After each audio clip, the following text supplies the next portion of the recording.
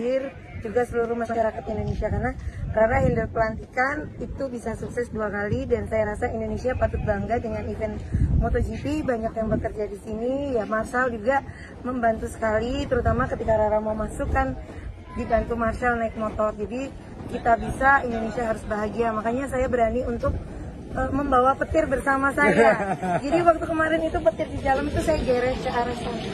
Oke. Ada track sekali ya Bu ya? Iya, karena kan keren 1 kali. Nah itu. Betul. Ibu, terima kasih sekali. Sama-sama. Terima kasih sekali. Ini rasanya seluruh saya sempat nangis juga karena waktu Indonesia Raya itu benar-benar happy. Iya, kita semua berdiri Marshall untuk menyanyikan itu. Ibu, terima kasih dari Indonesia, Bu. Terima kasih. Sama-sama. Mari menunggu pawang hujan melakukan pekerjaannya. Ini yang sudah kehujanan. Ada Jack Miller di sini. Ya kita lihat di sini ada Jack Miller, tapi ternyata tidak ada. Kita bisa, Indonesia harus bahagia. Makanya saya berani untuk membawa petir bersama saya. Jadi waktu kemarin itu petir di jalan itu saya geret ke arah sana. Oke. Ada track sekali ya Bu ya? Iya, karena kan keren 1 kali. Nah itu. Betul.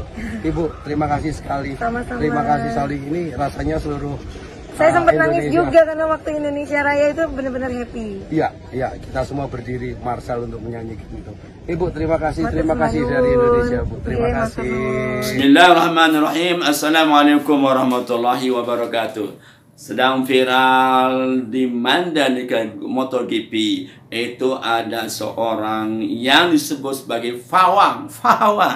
Apa itu pawang? Kalau kita lihat ke kamus besar Indonesia adalah orang yang memiliki profesi tentang sesuatu hal yang gaib seperti perdukunan.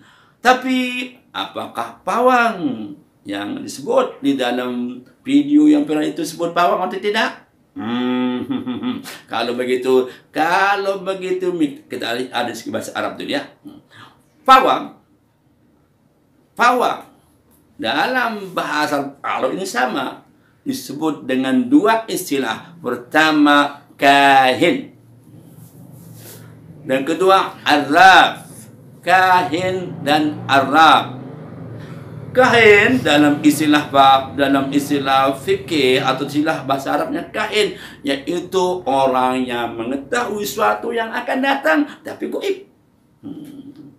Dan arraf adalah mengetahui sesuatu yang sudah lampau. Itu dalam pandangan sebagian ulama atau mereka. Ada juga yang mengatakan Arab dan kahin adalah sama. Nama mereka mengetahui yang gaib. Apakah benar mereka mengetahui yang gaib? Apakah benar mereka mengetahui yang gaib? Kita katakan wallahu a'lam bishawab. Sebab Allah lah yang mengetahui yang gaib hakikatnya. Tapi kalau ada orang yang diberikan pengetahuan tentang hal gaib, apa salah mereka itu? Apa salah?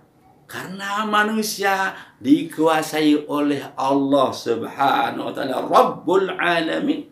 Allah menunjuk kepada siapa yang akan diberikan ilmu pengetahuan yang gaib itu. Gaib yang dahulu atau gaib masa depan. Allah lah yang maha kuasa. Tapi kalau seorang yang menyatakan dirinya mengetahui yang gaib, ini masih menimbulkan pertanyaan. Kenapa? Mungkin jadi dia itu mengetahui, benar mengetahui, atau dia berbohong. Sebab kalau mengetahui yang gaib, maka tentu dia akan mengetahui bagaimana perjalanan dirinya. Kemudian dia akan mengatakan suatu kebaikan terus. Itu yang ada dalam Al-Quranul Karim. Seandainya dia mengetahui yang gaib, tentu dia akan melakukan kebaikan untuk persiapan masa depan itu. Wal tanzur nafsum ma qaddamat ligad. hendaklah memperhatikan kejadian apa untuk masa depannya. Kejadian lama sebagai patokan untuk memperhatikan kejadian kan masa depan, bukan mengetahui masa depan. Tidak. Allah ya'lamu ma yakun wa ma kana. Allah mengetahui sesuatu yang lama dan sesuatu yang akan terjadi. Maka oleh karena itu, dua aspek yang kita lihat di sini, aspek pelaku dan aspek yang melihat. Kalau orang yang menyatakan dirinya mengetahui yang gaib, apakah itu benar atau tidak? Allah lah yang tahu. Hakikatnya dia benar atau tidak, Allah lah yang tahu. Tapi kalau dia menyatakan dirinya mengetahui yang gaib, kalau dia berbohong, maka dia menipu diri sendiri. Akhirnya orang ikut mendengarkannya, mendengarnya. Kemudian akibatnya bagi yang melihat meyakini bahwa dia bisa mengatur sesuatu dan menghilangkan Allah SWT, inilah kesalahan fatal.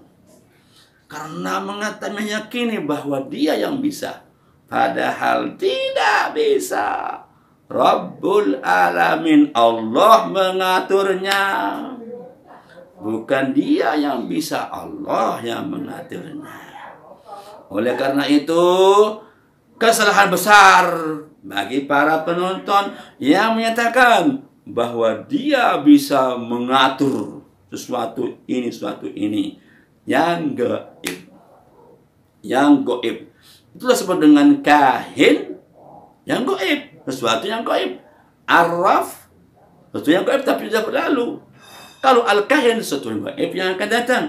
Al-arab, mengetahui, nyatakan, tahu tentang masa lalu. Ini dalam pandangan masyarakat.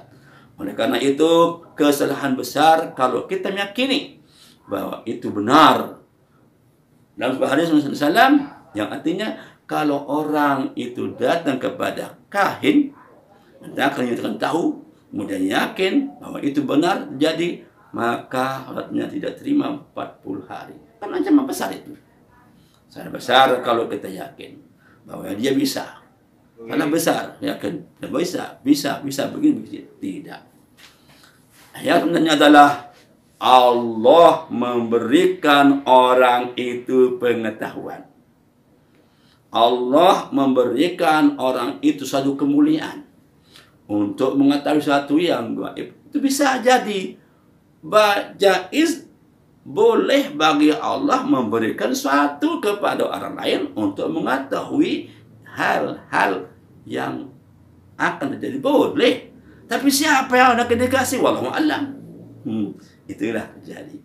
Jadi salah besar kalau kita meyakini bahwa orang itu bisa mendatangkan sesuatu yang gaib. Oleh karena itu, berkaitan dengan hal-hal yang zahir, hal-hal yang bisa diraba, maka itu bukan disebut dengan kahin atau arraf. Misalnya BMKG yang bisa melihat bagaimana pergerakan udara, bagaimana pergerakan angin, maka kemudian akan diprediksi bahwa ini akan turun hujan. Itu bukan disebut dengan kahin, disebut dengan arraf, tidak, karena ia kelihatan mana mata angin akan berarah, utarakah, timur, barat, dan sebagainya. Yang salah besar adalah kalau kita yakini bahwa orang itu bisa melakukan hal yang gaib. Inilah menghilangkan Allah Subhanahu wa taala sebut dengan syirkun. Nauzubillahi min zalik. Demikian, assalamualaikum warahmatullahi wabarakatuh.